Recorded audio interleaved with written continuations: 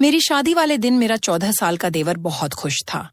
मैंने हमेशा उसे अपना छोटा भाई समझा था और वह भी मुझे भाभी माँ कहकर पुकारता था। मेरे पति की मृत्यु के कुछ दिन बाद मुझे अकेले सोने में डर लगता था, इसलिए मैं अपने देवर को अपने साथ बिस्तर पर सुलाने लगी। सर्दियों की रातें थीं और एक ही बिस्तर में अपने देवर के साथ सोना मुझे बहुत अजीब सा लगता था। मेरा देवर मुझसे काफी छोटा था, लेकिन 14 साल की उम्र में भी वह 20 साल के जवान लड़के जैसा लगता था। मेरे पति की मृत्यु के बाद मैंने बहुत मुश्किल से गुजारा किया था, लेकिन मैं कब तक इस तरह जीविका चलाती। उस रात मैंने सोचा कि एक बार अपने देवर को आजमा कर देखती हूँ। आधी रात को मैंने उसे हिलाकर देखा। वह गहरी नींद में था, लेकिन जैसे ही मैंने उसे छुआ, मेरी आंखें हैरत से फटी की फटी रह गईं। मेरे पति की मृत्यु को अब भी 2 दिन ही हुए थे। मेरे घर में मेरे सास ससुर और नंदें भी नहीं थीं। मेरे पति का इस दुनिया में अपने छोटे भाई के अलावा और कोई नहीं था। रोहन की उम्र 14 साल थी। वह मुझसे छोटा था। मैंने उसे कभी छोटे भाई से ज्यादा कुछ नहीं समझा। जब मेरी शादी हुई थी, तब वह मेरी शादी के दिन बहुत खुश था। वह कहता था कि उसे नई माँ मिल गई है, लेकिन मेरी माँ मुझे हमेशा समझाती थी, बेटी, तुम्हारा देवर तुम्हारा बेटा नहीं है, इससे दूरी बनाए रखना।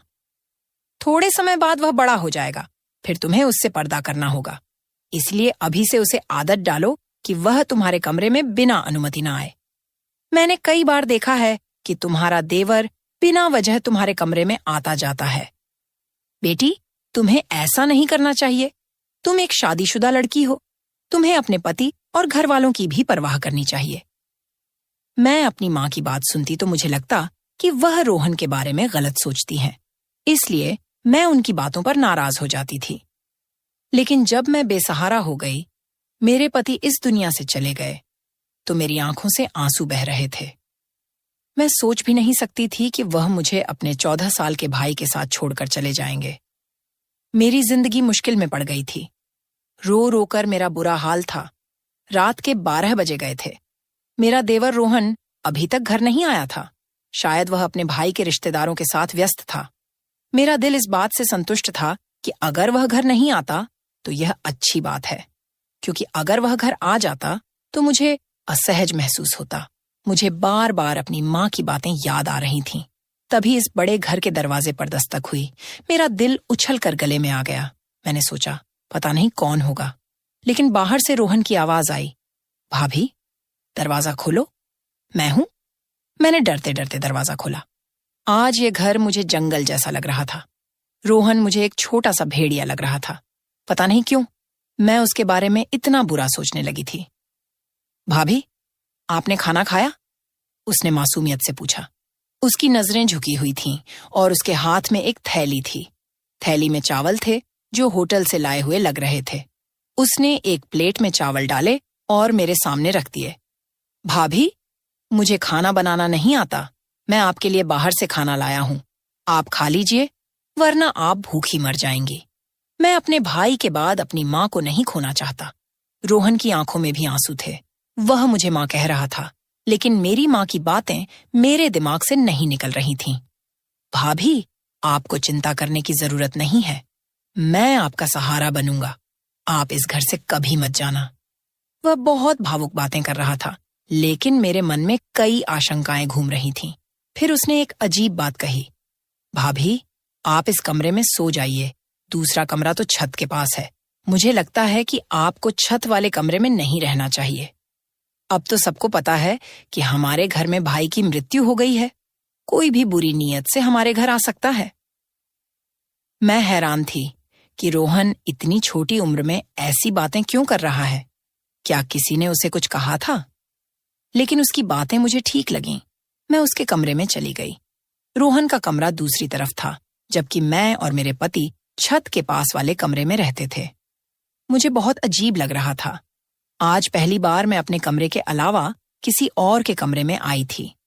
लेकिन जो कुछ मैंने रोहन के कमरे में देखा, उसने मेरी आंखें फटी की फटी रहने पर मजबूर कर दी। कमरे का दरवाजा बंद करते ही मेरी नजर एक ऐसी चीज पर पड़ी जिसने मेरे होश उड़ा दिए। वैसे तो वह 14 साल का बच्चा ही लगता था, लेकिन मेरी माँ की बात सही थी। रोहन जो कुछ कह रहा था वह एक बड़ा और समझदार आदमी ही कह सकता था। उसके कमरे में मेरा जेवर देखकर मेरा दिल खटक उठा था। मैंने उसे तालों में छुपाकर रखा था, लेकिन यह सब रोहन के हाथ कैसे लग गया, ये बहुत अजीब बात थी। मैंने सोचा कि सुबह होते ही मैं उससे इस बारे में सवाल करूंगी, लेकिन उस वक्त मुझे बहुत नींद आ रही थी। मैंने दरवाजे को अंदर से अच्छी तरह बंद कर लिया और सोने की तैयारी करने लगी। पता नहीं क्यों मुझे बहुत नींद आ रही थी। हालांकि पिछले 2 दिनों से मुझे नींद नहीं आई थी, लेकिन आज मुझे लग रहा था कि जैसे रोहन के लाए चावल खाने से मेरी आंखों पर नींद छा रही थी। मैंने सोचा कहीं चावल में कुछ तो नहीं मिला, लेकिन मुझे सोचने का मौका ही नहीं मिला। जब मेरी आंख खुली तो सुबह के 10 बजे थे। मैं हैरान थी कि मुझे आज इतनी नींद कैसे आ गई। पिछले 2 दिनों से मुझे बिल्कुल नींद नहीं आई थी, लेकिन आज चावल खाने के बाद मेरी आंखें ऐसी बंद हुईं जैसे किसी को शराब पिला दी हो। मैं हैरान थी, ऐसा तो नहीं होना चाहिए था। मेरे मन में बार बार यही ख्याल आ रहा था कि कहीं रोहन के लाए चावल में कुछ मिलाकर तो नहीं दिया गया। लेकिन रोहन ऐसा क्यों करेगा? मैं आंखें मलते हुए बाहर आई तो देखा कि रोहन किचन में चाय बना रहा था। उसे देखकर मुझे बहुत बुरा लग रहा था। भाभी, आप सो गई थीं, आपको अच्छी नींद आई ना? उसने मेरी तरफ देखकर कहा। मैंने फीके लहजे में कहा, हाँ, आज मुझे बहुत नींद आई। क्यों नहीं आएगी भाभी? मैंने आपके चावल में नींद की गोली मिलाई थी। मैंने अपने दोस्त को बताया था कि मेरी भाभी को नींद नहीं आती। उसने कहा कि खाने में नींद की गोली मिला दो, इससे वह आराम से सो जाएंगी। मैं हैरान हो गई कि रोहन इतनी नीच हरकत कैसे कर सकता है। रोहन, तुम ऐसा कैसे सोच सकते हो? तुम अपनी भाभी को बेहोश करना चाहते थे? नहीं भाभी, मैं तो चाहता था कि आपको अच्छी नींद आए। अब आप तरोताजा लग रही हैं। लीजिए, चाय पीजिए। उसने चाय मेरे सामने रख दी। मैं शक में पड़ गई। तुमने इसमें भी कुछ मिलाया तो नहीं? नहीं भाभी, मैंने तो आपके सुकून के लिए गोली मिलाई थी। आप कहें तो मैं यह चाय आपके सामने पी लेता हूँ। चलिए, हम आधी आधी पी लेते हैं। उसने गिलास से चाय के घूंट लिए और मुझे दिखाया। मैं उस पर यकीन कर बैठी। मैंने कहा, ठीक है, मुझे माफ कर दो, मैं तुम्हारे बारे में शक करती हूँ। रोहन का चेहरा देखकर मुझे उसकी मासूमियत पर यकीन हो जाता था। उसके चेहरे पर वाकई बहुत मासूमियत थी। मैंने उस दिन उससे कुछ नहीं कहा। मैं जानना चाहती थी कि वह आगे क्या कहेगा, क्योंकि जो कुछ मैंने उसके कमरे में देखा था उसकी कोई माफी नहीं थी। थोड़ी देर बाद उसने खुद ही बात शुरू की। भाभी, मैं आपके जेवर बेचना चाहता हूँ। मेरा एक बहुत ईमानदार अंकल है, वह जेवर बेचकर हमें बहुत पैसे देंगे। हम उन पैसों से एक मकान खरीद लेंगे। इस किराए के मकान में हम कब तक रहेंगे? मकान मालिक परसों किराया लेने आ जाएगा। हमारे पास तो पैसे भी नहीं है। रोहन की बात सुनकर मैं हैरान रह गई। मैंने अभी तक ऐसा सोचा भी नहीं था। वह ऐसा कैसे सोच सकता था? मैंने कहा, रोहन, तुम्हें यह ख्याल कैसे आया कि हम नया घर खरीदें? भाभी, मुझे आगे शादी भी करनी है। हमें सारी जिंदगी एक साथ रहना है। हमारे पास अपना घर होना चाहिए। किराए के घर में इंसान सिर्फ जलील होता है। रोहन की बात ठीक थी, इसलिए मैंने जेवर के बारे में कुछ नहीं कहा। लेकिन मुझे डर था कि अगर जेवर बेचकर पैसे नहीं आए तो क्या होगा। मैं एक बेवा औरत थी और मेरा देवर 14 साल का था। ऐसे में कोई भी हमें आसानी से धोखा दे सकता था। मैंने सोचा कि इस बारे में अपने मायके वालों से सलाह लूं। मैंने उनसे कहा कि मैं जेवर बेचकर घर खरीदना चाहती हूं, लेकिन उन्होंने कहा, घर खरीदने की जरूरत नहीं है, तुम अब बेवा हो चुकी हो, तुम्हें हमारे घर आना होगा। मैं उनके घर नहीं जा सकती थी। मैं जानती थी कि मेरे भाई अपनी पत्नियों के गुलाम हैं। वे अपनी बेवा बहन को कभी सहारा नहीं देंगे। जिंदगी भर उनके सहारे नहीं रहा जा सकता। यह अच्छा मौका था। मैं अपने जेवर बेचकर घर खरीद सकती थी। मेरे पति ने मेरे लिए बहुत सारा जेवर बनवाया था, लेकिन अपने भाइयों की नीयत देखकर मैंने जेवर बेचने का इरादा कर लिया। मैंने रोहन से कहा, तुम चाहो तो जेवर बेच दो। मैं अपने मायके वालों के रवैये से निराश हो चुकी थी। रोहन ने अपने उस अंकल को जेवर दे दिए। 2 दिन बाद उन्होंने हमें एक बहुत अच्छी जगह पर घर की चाबी और कागजात दे दिए। मैं इस पूरे प्रकरण पर हैरान थी। 2 दिन में इतनी जल्दी घर कैसे मिल सकता है? लोगों को घर के लिए इतना काम करना पड़ता है, कागजात, इंतकाल और बहुत कुछ। लेकिन जब रोहन ने कागजात मेरे हाथ में दिए तो मैं हैरान रह गई। वह 14 साल का था, लेकिन उसकी सोच बड़ों जैसी थी। फिर उसने एक अजीब बात कही, भाभी हम घर साफ कर लेंगे, फिर आपसे जरूरी बात करनी है। उसकी आंखों में एक अजीब सी बेचैनी थी, जिसे देखकर मैं समझ नहीं पा रही थी कि वह मुझसे क्या कहना चाहता है। उस वक्त मैं जल्दी में थी। हमने घर में सारा सामान रख दिया था। अब हमें खाने पीने और राशन की चिंता थी। मैंने तो कभी नौकरी भी नहीं की थी। फिर रोहन यह क्यों कह रहा था कि उसे मुझसे जरूरी बात करनी है? मेरे मन में कई सवाल थे, लेकिन मैं चुप रहना चाहती थी। शाम को मैंने सारा सामान अपनी जगह पर रख दिया। वैसे भी हमारा सामान ज्यादा नहीं था। मैंने अच्छा खाना बनाया, बिल्कुल वैसा जैसा मैं अपने पति के लिए बनाया करती थी। मैं रोहन का इंतजार कर रही थी, क्योंकि वह इस घर का हिस्सा था। मैं नहीं चाहती थी कि वह बाहर जाकर गंदा खाना खाए। मैंने उसके लिए बहुत मेहनत से खाना बनाया था, लेकिन उस दिन वह घर नहीं आया। मुझे बहुत अजीब लगा। उसे इस वक्त घर होना चाहिए था। रात के 10 बज गए थे। मेरे पति की मृत्यु से पहले वह शाम 5 बजे तक घर आ जाता था और फिर बाहर नहीं निकलता था। मुझे डर लग रहा था। मैं उसका इंतजार करने लगी। रात के 12 बजे उसने दरवाजे पर दस्तक दी। मैंने गुस्से से दरवाजा खोला और उस पर बरस पड़ी। कहाँ चले गए थे रोहन? तुम्हें शर्म नहीं आती? मैं तुम्हारी बेवा भाभी तुम्हारा इंतजार कर रही थी। मैंने तुम्हारे लिए खाना बनाया और तुम हो कि अपने भाई के जाते ही आवारा हो गए। आखिर ऐसी कौन सी बात है जो तुम घर में नहीं कर सकते? तुम्हें बाहर जाना पड़ता है। अपने दोस्त को यहीं बुला लिया करो। भाभी मैं ऐसा नहीं कर सकता। उसने गुस्से से मुझे देखा, जिससे मैं डर गई। लेकिन वह तो एक बच्चा था। मैंने सोचा कि मैं उसे डरा सकती हूँ। मैं यही सोचकर बात कर रही थी कि वह मुझ पर चिल्ला उठा, भाभी बस करो, मुझे अब आपकी कोई बात नहीं सुननी। जो खाना आपने बनाया उसे आप खुद खा लो। यह कहकर वह अपने कमरे की ओर चला गया। उस वक्त वह किसी 40 साल के मर्द की तरह गुस्सा कर रहा था। मुझे बहुत अफसोस हुआ। वह गुस्से में था। जरूर कोई बात थी। मैंने उसके कमरे में जाकर दस्तक दी। उसने दरवाजा खोला और अजीब नजरों से देखकर बोला, भाभी एक बात कहूं, आप मुझसे शादी कर लो, वरना आप काफिर हो जाएंगी। उसकी बात सुनकर मेरी आंखें फटी की फटी रह गईं। तुम ऐसा कैसे सोच सकते हो कि मैं तुमसे शादी करूंगी? तुम्हारा माँ वाला प्यार कहाँ गया? तुम मुझे सुबह शाम माँ कहते थे। अब क्या हो गया? किसने तुम्हारा दिमाग खराब कर दिया? इतनी नीच बात तुमने कैसे सोची और फिर मुंह से कैसे निकाली? मैं गुस्से से आग बबूला हो रही थी। वह बिना किसी शर्म के मेरे सामने हाथ बांधे खड़ा था और मुझे टकटकी भरी नजरों से देख रहा था। मुझे उसकी नजरों से डर लगने लगा। मैं बोलते बोलते चुप हो गई और अपने कमरे में आकर बैठ गई। मैंने कमरे का दरवाजा अच्छी तरह बंद कर लिया। मेरा दिल जोर जोर से धड़क रहा था। मैं सोच भी नहीं सकती थी कि रोहन ऐसा निकलेगा। मैंने उसे हमेशा अपने बच्चे की तरह समझा था। मेरी कोई संतान नहीं थी, लेकिन मेरे पति ने कहा था कि रोहन को अपनी संतान की तरह पालना। रोहन की बातों से मुझे बहुत तकलीफ हुई। मैंने सोच लिया कि आज के बाद मैं उससे कोई बात नहीं करूंगी। यह घर मेरे नाम था। मैं अकेली भी रह सकती थी। अगर रोहन ने फिर ऐसी हरकत की तो मैं उसे घर से निकाल दूंगी। यह घर मेरे पति के पैसों का था और मेरे नाम पर था। रोहन को इसमें रहने का कोई हक्का नहीं था, अगर वह अपनी भाभी को इज्जत नहीं दे सकता। मेरी खामोशी अब गुस्से में बदल गई थी। सुबह मैंने रोहन के कमरे का दरवाजा जोर जोर से पीटना शुरू किया।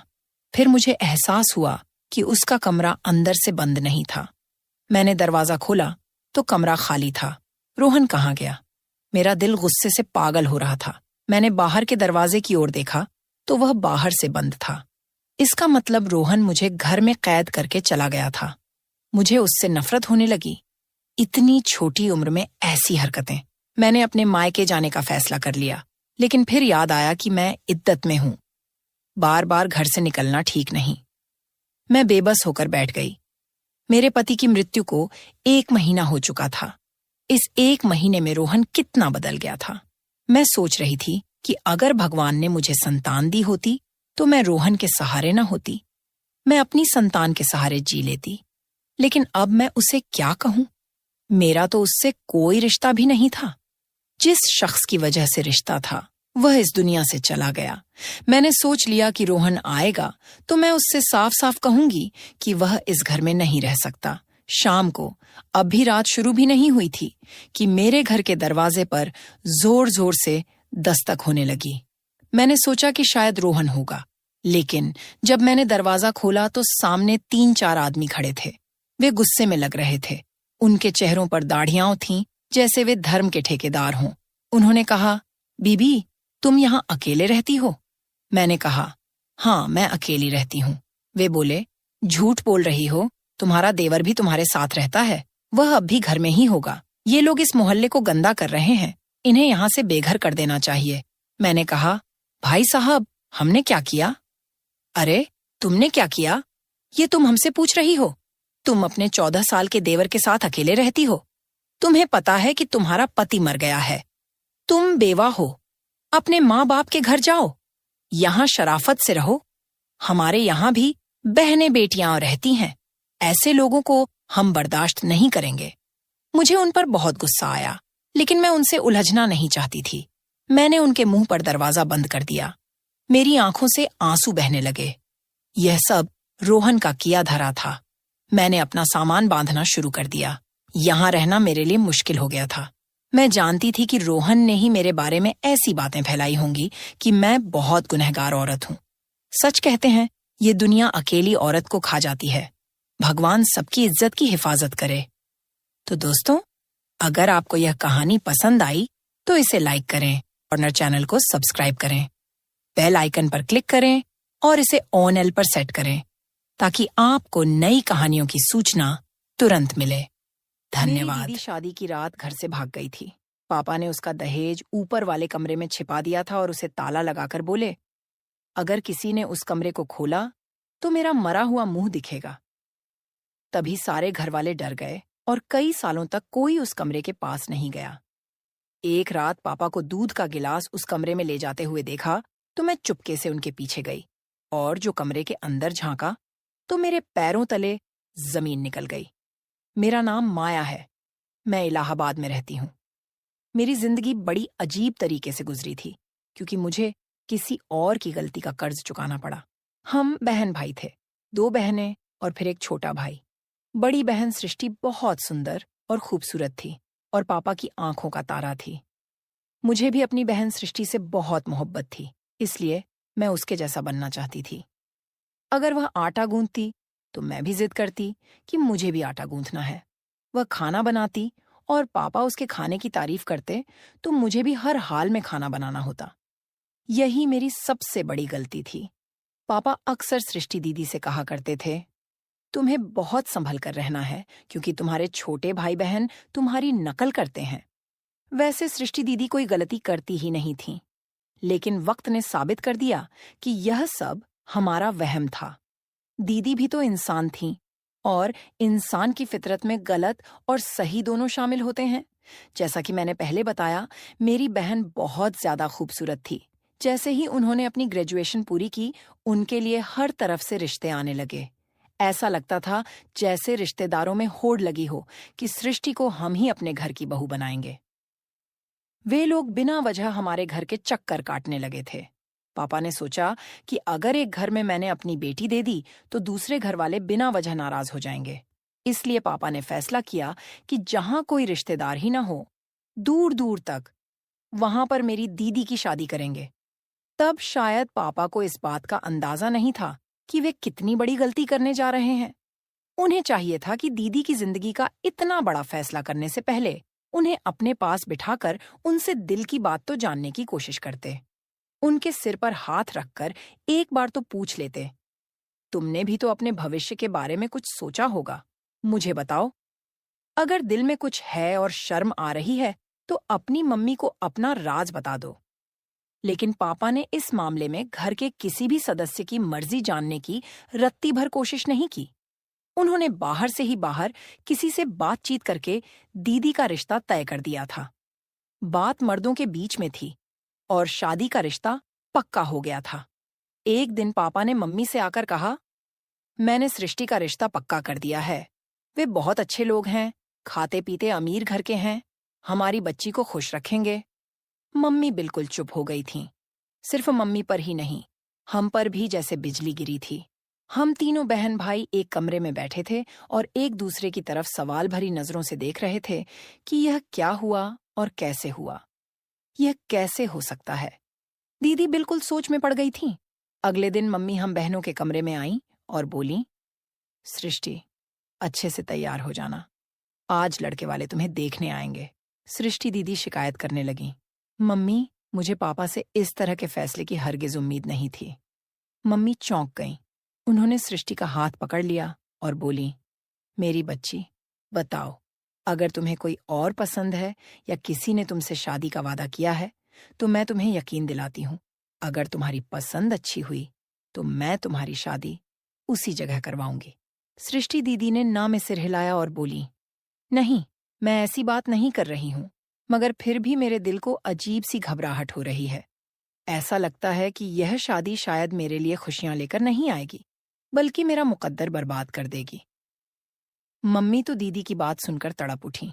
मम्मी बोली, ऐसी बातें करने से पहले यह भी नहीं सोचा कि माँ के दिल पर क्या गुजरेगी।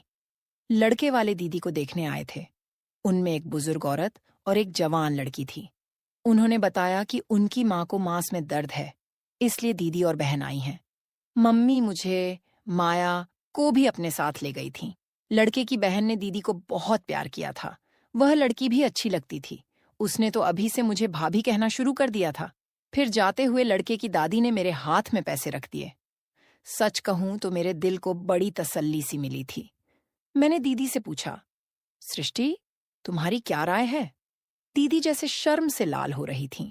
उनके गाल बिल्कुल लाल हो गए थे। दीदी बोली, मम्मी, मुझे इस रिश्ते से कोई ऐतराज नहीं है। फिर तो जैसे हमारे घर में खुशियों का माहौल हो गया था। कोई नहीं जानता था कि ये खुशियां बहुत जल्द गम में बदलने वाली थीं। सब कुछ बहुत अच्छे तरीके से चल रहा था। कुछ भी गड़बड़ तो नहीं थी। दीदी भी खुशी खुशी हर चीज में हिस्सा ले रही थीं। वे अपने हर चीज के जोड़े बैग में रख रही थीं। अपने जूते भी उन्होंने अपनी पसंद के लिए थे। सिर्फ इतना ही नहीं, बल्कि बारात के लिए अपनी मर्जी का पार्लर भी खुद ही बुक किया था। सब कुछ अच्छा भला चल रहा था। किसी के दिमाग में यह गम भी नहीं था कि दीदी अपने दिल में क्या छिपाए बैठी हैं। घर वाले सब बहुत खुश थे। मैंने तो हफ्ते पहले ही ढोलकी का इंतजाम कर लिया था। मम्मी ने मुझे मना भी किया था कि लड़कियों की शादी में इतने दिन पहले ढोलकी नहीं बजाई जाती, मगर मैं कहाँ मानने वाली थी। हम लोगों ने ढोलकी बहुत बजाई और दीदी बहुत एंजॉय करती थीं, बल्कि अपनी फरमाइश पर अपनी मर्जी से गाने भी गाया करती थीं। मुझे तो ऐसा लगता था कि अगर मम्मी वहां होती तो खुद भी हमारे साथ बैठकर गाने लगतीं। खैर, वक्त गुजर गया और दीदी की बारात का दिन आ गया। दीदी बहुत महंगे पार्लर से तैयार होकर आई थीं। उन्होंने अपना पसंदीदा लहंगा पहना हुआ था। थोड़ी देर बाद बारात भी आ गई थी। मैंने दूल्हे को देखा तो मेरा मुंह खुला का खुला रह गया। दूल्हा बहुत ही खूबसूरत और हैंडसम था। मैंने सोचा कि जाकर दीदी को बताऊं कि आपकी किस्मत तो बहुत शहजादी है। जैसे ही मैं भागकर अपने कमरे में गई तो वहां दीदी नहीं थी। मैं हैरान थी कि अभी तो मैं दीदी को यहीं छोड़कर गई थी, अब वे कहाँ चली गईं? मैंने उनकी तलाश में मम्मी के कमरे में देखा तो वह भी खाली पड़ा था। मेरी फिक्र बहुत बढ़ गई थी। मैं जल्दी से बाहर आई और मम्मी को ढूंढने लगी। मम्मी मेहमानों की खातिरदारी में लगी थीं। मैंने मम्मी का हाथ पकड़कर कोने में ले गई और कहा, मम्मी, सृष्टि दीदी कहाँ है? मम्मी बोली, अपने कमरे में होंगी। मैंने कहा, वह कमरे में भी नहीं है। मम्मी ने मेरा हाथ झटक दिया और बोली, यहीं कहीं होंगी, पीछे हटो, मुझे मेहमानों से मिलने दो। वे इस अंदाज में बात कर रही थीं जैसे उन्हें किसी गलत चीज का अंदेशा हो। तब मैंने मम्मी का हाथ पकड़कर झकझोर दिया और बोली, मम्मी, मुझे बहुत घबराहट हो रही है। मम्मी भी चौंक गई थीं। मम्मी बोली, तुम्हारी घबराहट तो मैं दूर करूंगी। मम्मी मेरे साथ आईं। हम दीदी को एक कमरे से दूसरे कमरे में और दूसरे से तीसरे कमरे में ढूंढते रहे, मगर वे न मिली। मम्मी के चेहरे का रंग उड़ गया। इतने में जयमाला के लिए शोर होने लगा था। पापा कमरे में आए और उनकी आंखें सुर्ख हो रही थीं। शायद उन्हें अपनी बेटी की विदाई का गम हो रहा था। इतने में उनकी लाडली ने उनकी इज्जत को तार तार कर दिया। पापा बोले, जल्दी से माया बिटिया को लेकर चलो, वहां जयमाला का टाइम हो रहा है। मम्मी रोते हुए बोली, रमेश, सृष्टि नहीं मिल रही है। पापा बड़ी हैरत से मम्मी की तरफ देखने लगे और बोले, क्या मतलब कि सृष्टि नहीं मिल रही है? यहीं कहीं होगी। मम्मी रोते हुए बोली, मैंने घर छान मारा है। मम्मी तो दिल पर हाथ रखकर खड़े खड़े रोने लगी। अब मेरी इज्जत तो खाक में मिल जाएगी। अब कोई मुझे इस रुसवाई से बचा नहीं सकता। तुम ही बताओ, अब मैं क्या करूं? लोगों का सामना कैसे करूं? कैसे जाकर बारातियों से कहूं कि बारात वापस ले जाओ, क्योंकि मेरी बेटी ने मेरी इज्जत डुबो दी है? मम्मी भी रो रही थीं। बोली, रमेश, आप बिस्तर पर जाकर लेट जाओ। मैं कोई ना कोई बहाना बनाती हूं कि मेरे पति की तबीयत खराब हो गई है। ऐसे में अपनी बेटी को विदा नहीं कर सकती। पापा बोले, कमला, तुम में इतना हौसला है? मम्मी ने अपने आंसू पोंछे और बोली, आपकी इज्जत बचाने के लिए कुछ भी कर सकती हूं। तब पापा चिल्लाए, काश तुमने लड़कियों को भी अच्छी शिक्षा दी होती। मम्मी ने सबके सामने जाकर कह दिया था कि मेरे पति को दिल का दौरा पड़ा है। ऐसे में हम अपनी बेटी को विदा नहीं कर सकते। आप लोग बड़ी मेहरबानी करेंगे अगर आज बारात वापस ले जाए और फिर किसी दिन अपनी अमानत को फेरों के बाद सादगी से घर ले जाए। हर तरफ बातें होने लगी थीं। मम्मी ने तो खुद को कमरे में बंद कर लिया था। हमारे पास कोई जवाब नहीं था, इसलिए हम सब एक ही कमरे में दुखी बैठे थे। हमने कभी सोचा भी नहीं था कि सृष्टि दीदी के हाथों ऐसी रुसवाई सहनी पड़ेगी।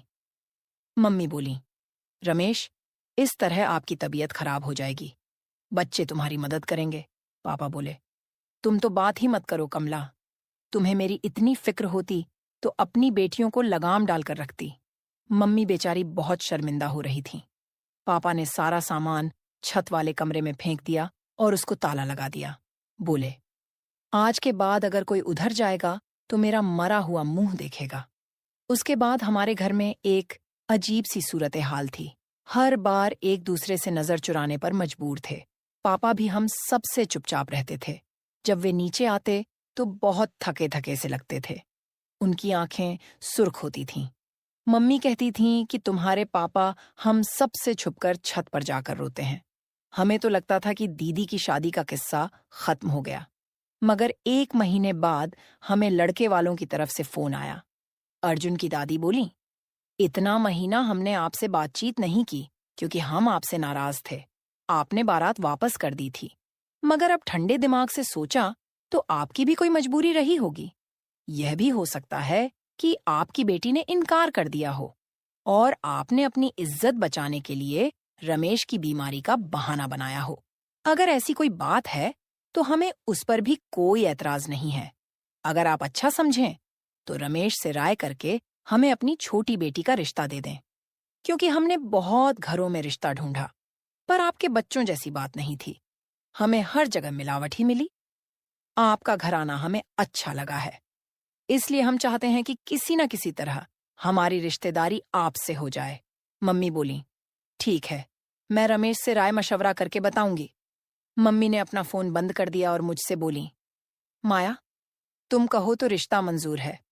मैंने अपने कंधे झटक दिए और कहा, दीदी के जाने के बाद पापा ने जिस तरह मेरा जीना हराम कर रखा है, मुझे नफरत भरी निगाहों से देखते हैं।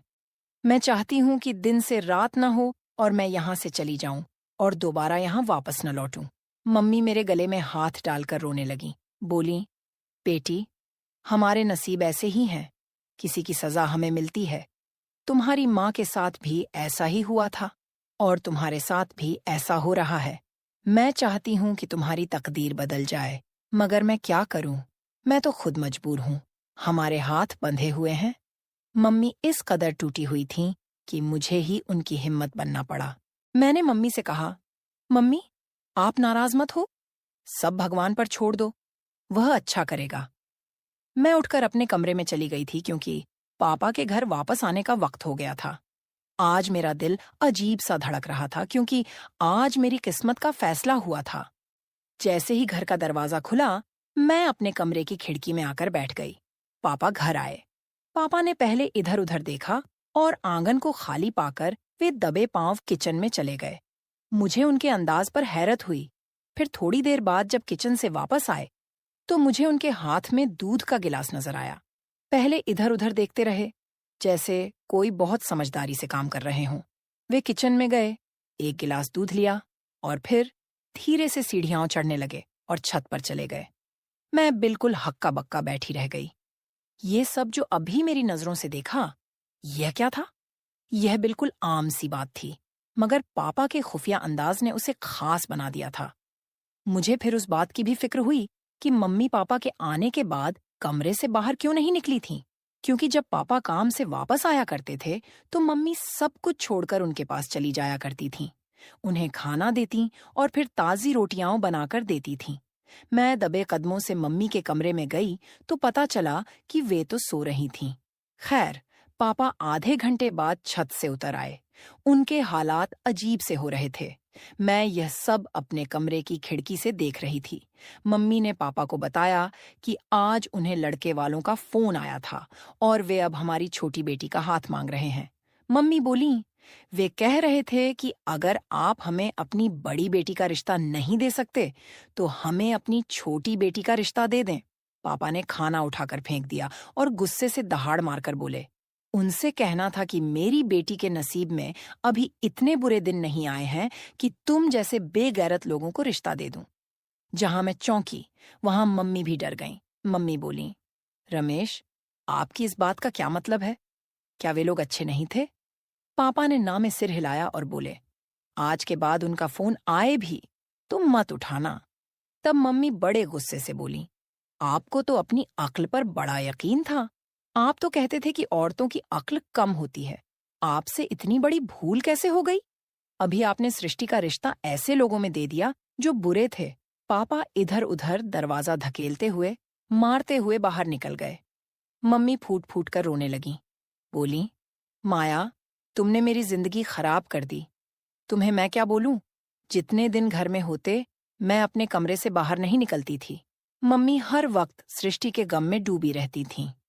भाई अर्जुन स्कूल से ट्यूशन, फिर क्रिकेट खेलने चला जाता था। वह रात को ही घर लौटता था। ऐसा लगता था जैसे वह भी घर के माहौल से भागना चाहता हो। अब अक्सर मैंने पापा को छत पर दूध ले जाते देखा था।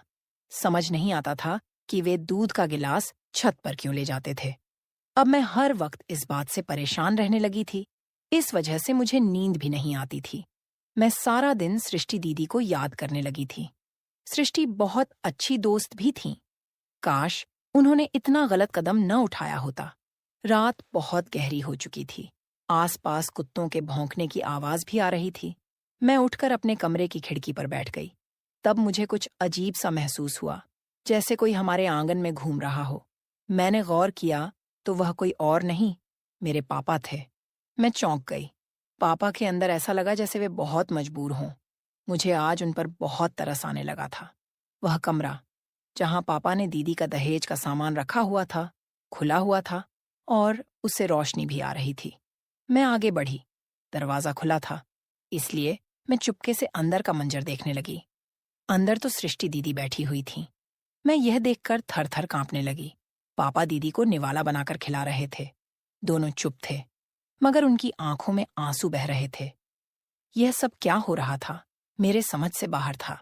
फिर बड़ी हिम्मत करके पापा बोले, तुम मेरी बेटी नहीं हो। सृष्टि दीदी बिल्कुल पापा पर चिल्ला पड़ी। इसलिए पापा, आप मेरे साथ ऐसा कर रहे हैं कि मैं आपकी औलाद नहीं हूं? क्या आप यह घिनौनी हरकत माया के साथ कर सकते थे? पापा जल्दी से बोले, सृष्टि, मैं तुमसे बहुत प्यार करता हूं, मगर तुम जानती हो कि मैं यह सब कभी माया के साथ नहीं कर सकता था। सृष्टि दीदी रोने लगी। बोली, मुझे वजह जाननी है। आपने मुझे इस कमरे में बंद क्यों कर रखा है? पापा बोले, सुनो, आज मेरे पास बहुत वक्त है। मैं तुम्हें सब कुछ बताता हूं। तुम तो सारा दिन वैसे भी बेहोश हो जाती हो, मगर माया की वजह से मैं कभी ज्यादा देर छत पर नहीं रह सकता था, क्योंकि मुझे डर था कि कहीं वह मुझ पर शक न कर ले। रात के इस वक्त सब सो रहे हैं, इसलिए आज मैं तुम्हें सब कुछ बताता हूं। सृष्टि, हम 2 भाई बहन थे। एक मैं और एक मेरी बड़ी बहन, जो मुझसे 7 बरस बड़ी थी। उनकी शादी पहले हुई थी। दीदी की शादी के बाद हमारे घर में बहुत खामोशी सी छा गई थी। इसलिए तय किया कि मेरी शादी जल्दी करेंगे। उन्होंने मेरे लिए कमला को पसंद कर लिया और हमारा रिश्ता तय हो गया। लेकिन दोनों की शादी में हम पर कयामत टूट पड़ी थी, क्योंकि दीदी विधवा होकर घर आ गई थी। दीदी तन्हा नहीं थी, उनकी गोद में 4-5 महीने की बच्ची थी। उन्हें न अपनी खबर थी न बच्ची की। मेरी माँ भी बूढ़ी हो चुकी थी, इसलिए वे भी उस बच्ची को संभाल नहीं सकती थीं। कमला ने तुम्हें हाथों हाथ लिया और तुम पर इतना प्यार निछावर किया कि मैं भूल ही गया था कि तुम मेरी बेटी हो या भांजी। तुम जब बोलने लगी तो कमला को मम्मी कहती थी और अपनी सगी माँ को बुआ कहती थी। हालात कुछ संभले तो तुम्हारी मम्मी का रिश्ता ढूंढने लगे थे। दीदी ने एक लड़के का नाम खुद ही ले लिया। मेरी शादी उससे करवा दो। पापा यानी मैं उस लड़के की छानबीन करने की ड्यूटी लगाई गई थी। पता किया तो वह लड़का फ्रॉड निकला। मगर जब मुझे यह ख्याल आया कि तुम भी कहीं अपनी मम्मी के नक्शेकदम पर न चल पड़ो तो मेरा जीना हराम हो जाएगा, इसलिए मैंने जल्दी जल्दी तुम्हारा रिश्ता ढूंढा और तुम्हारी शादी तय कर दी। जब लड़के की माँ कोमा में थी, लेकिन दादी और बहन तो मौजूद थी ना, तो मैंने सोचा चलो कोई बात नहीं, ये शादी जल्दी हो जाएगी। पता है फिर क्या हुआ? जिस दिन तुम्हारी बारात आई, लड़के की माँ ठीक होकर बारात में आ गई थी। और तुम जानती हो कि वह कौन थी? लड़के की माँ मेरी दीदी और तुम्हारी असली माँ थी। यानी वह लड़का असल में तुम्हारा भाई था। मैं यह सब देखकर बहुत परेशान हो गया, इसलिए तुमसे कहा कि छत पर जो मेरी बात सुनो। और फिर मैंने तुम्हें छत वाले कमरे में बंद कर दिया। मैंने सोचा था कि सुबह तक कमला को सारी सच्चाई बता दूंगा। फिर ख्याल आया कि मैंने तुम्हारी माँ की शादी नहीं होने दी थी और वह घर छोड़कर भाग गई थी। अब तुम्हारी शादी भी नहीं हो सकती थी। मुझे डर था कि कहीं तुम भी अपनी माँ की तरह घर से भाग गईं, तो इसलिए मैंने तुम्हें यहां बंद रखा। ये मत समझना कि अपनी बहन की बेटी को कैद करके मैंने अपनी औलाद से प्यार किया है। जिस दिन से तुम्हें मैंने कैद कर रखा है, माया से भी मैंने बात करना छोड़ दिया है। उस पर भी मैं बहुत सख्ती से पेश आता हूं। सृष्टि दीदी जैसे एकदम से होश में आ गई थीं। बोली, अगर अब मैं घर से भाग जाती तो आपकी इज्जत खाक में मिल जाती, मगर आपने मुझे यहां बंद करके भी अपनी इज्जत को खाक में मिला दिया है। लोग तो यही बातें करते होंगे कि सृष्टि घर से भाग गई, तभी तो बारात वापस लौट गई। वे दोनों बातें कर ही रहे थे कि मंदिर में आरती की घंटी बजने लगी थी। पापा बोले, सृष्टि बेटा, मुझे माफ कर देना, अब मैं जा रहा हूं। हो सकता है कि किसी की आंख खुल जाए। मैं जल्दी से आगे बढ़ी और बोली, अब मैं और जुल्म अपनी दीदी पर होने नहीं दूंगी। उनकी मम्मी ने जो गलती की, उसकी सजा अपनी दीदी को नहीं मिलने दूंगी।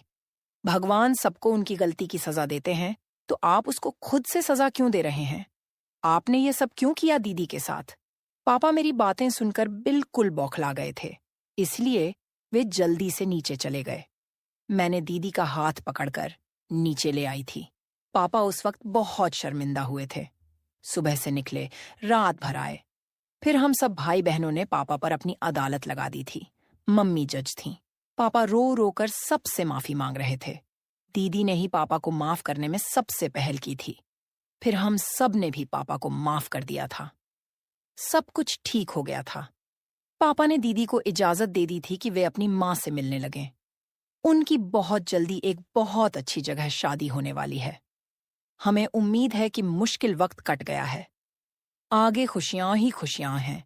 यह एक मोटिवेशनल कहानी है, लेकिन आप लोग ऐसा बिल्कुल न करें। घर छोड़कर बिल्कुल न भागें। आप अपने दिल की बात अपने माँ बाप को जरूर बताएं। हो सकता है आपके माँ बाप आपकी बात से सहमत हों। माँ बाप अपनी औलाद का हमेशा भला चाहते हैं।